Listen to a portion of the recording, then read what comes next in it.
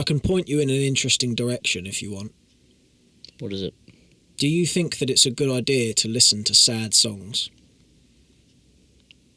What, in the gym? Any time. Just any time. Yeah.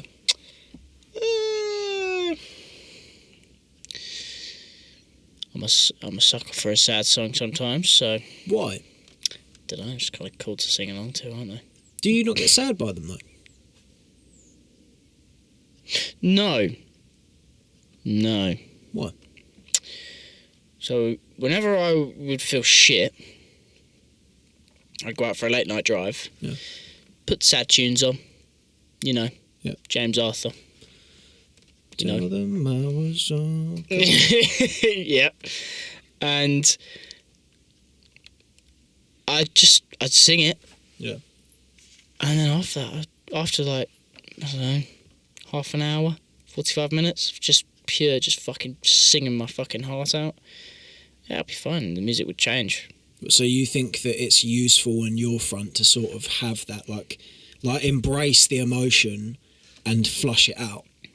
Yeah, I mean, singing. I think singing does help. Yeah. With emotion. Yeah. So that probably is the reason why. To be fair, it's probably not the sad songs.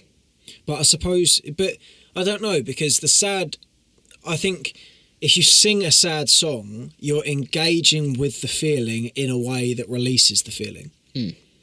If you started singing to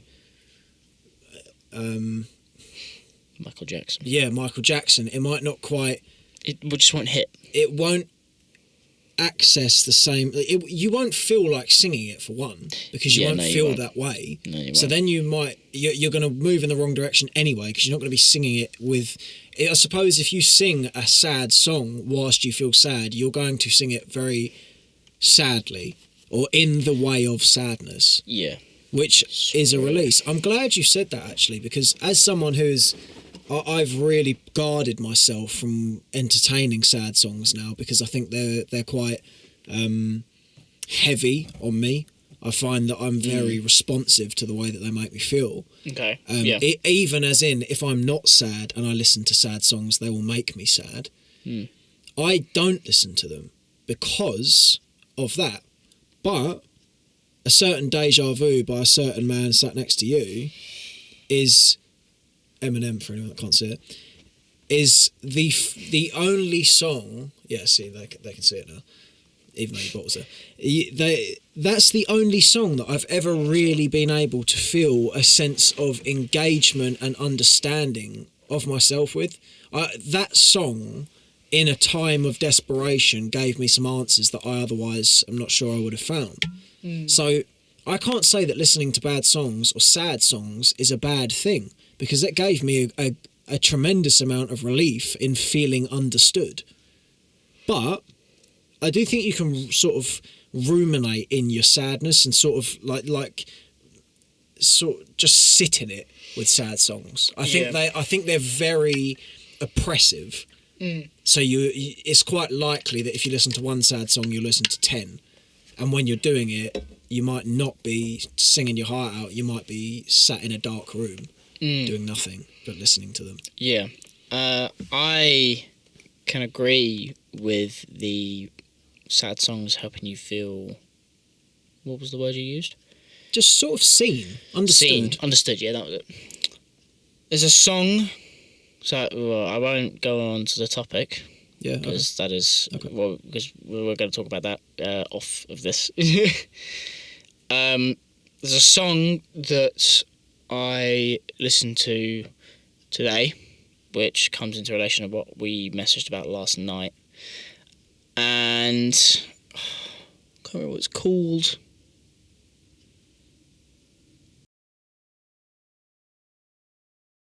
I'd rather pretend.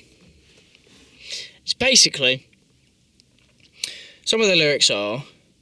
one of the lyrics is... I want to love you, but I'm scared. I'd rather pretend. And I listened to it today, not because I was sad, because I wasn't sad today. Maybe tomorrow. Sorry, that's such a bad fucking dad joke. I just can't believe it. Look, you're getting your reps in. You're getting your reps in being around your dad. It's fine. We've all got to do it. We've got to get the muscles up. Yeah. So I was... It's supposed to be talking about sad songs. Yeah. So I was listening to this song and I heard these lyrics and I thought, oh shit, like this is how I feel. Yeah. Like, obviously I'm not going to pretend because that's just kind of harsh. Yeah.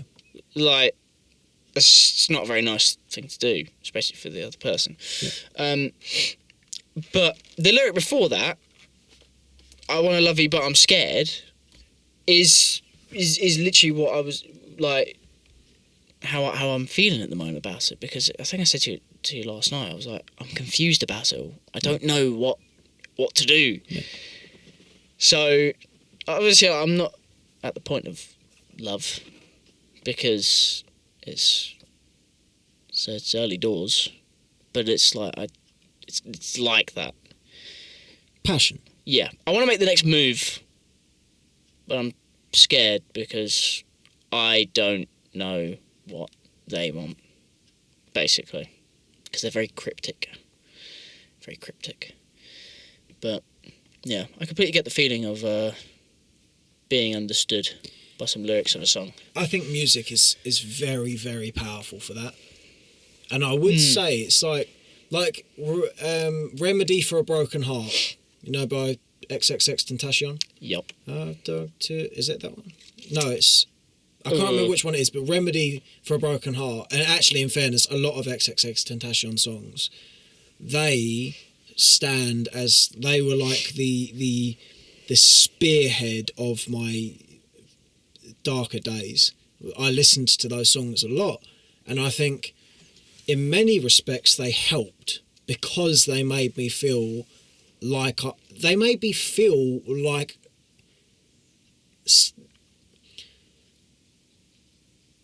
they didn't make my feelings so foreign. They made me realise what it was that I was thinking. Yeah. Now, unfortunately, because of the things I was thinking, it made me very aware of the fact that I was sad, but it sort of took me from being confused in my sadness to being aware of what's going on. And then I think as a result of that, it's slightly easier for you to then move forward towards, okay, at least I know what's going on now.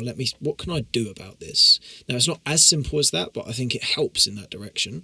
I do think, though, on the other side of this, that if I'm going to get sort of polemic here and say why you shouldn't listen to sad music, I think if you listen to sad songs, you can put yourself into a very just sort of picturesque or picturing place in your mind where you can really identify with things, and sometimes that thing comes out in the shape of catastrophizing, or like you know when you get that like cinematic like version of life playing in your head when you're listening to a song, that happens, and I don't think that's very useful.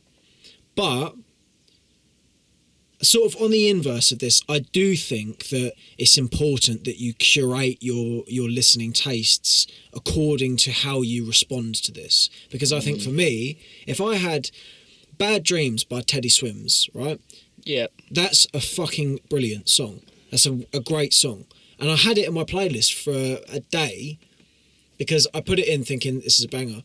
And then I played it a number of times and I thought, it's too sad. I can't keep this here. It's going to make me feel sad. And I think sad songs are like, to a certain degree, are very useful. But if it gets past that point, they become quite hurtful. I would say you're better off, in my opinion, to have sad songs at an arm's length, or sad songs that aren't sad to you. Like for me, I can listen to Mockingbird, which is a sad song, but I can listen to that in a very musical way. Yeah. I can appreciate it for its musicality, not for its emotion. Yeah. Or because it doesn't appeal to me on the emotional side, because it's about the relationship of a daughter and a dad. Very sad. It's a sad song, but it doesn't appeal to me. because I don't understand that place. Yeah. So I can just listen to it normally. But a song talking about utter heartbreak is something that everyone knows what that feels like. Yeah, like, come on. Yeah, I'm the same like that with Triple X's songs. Really? Not all of them. The saddest song I could probably listen to by Triple X is probably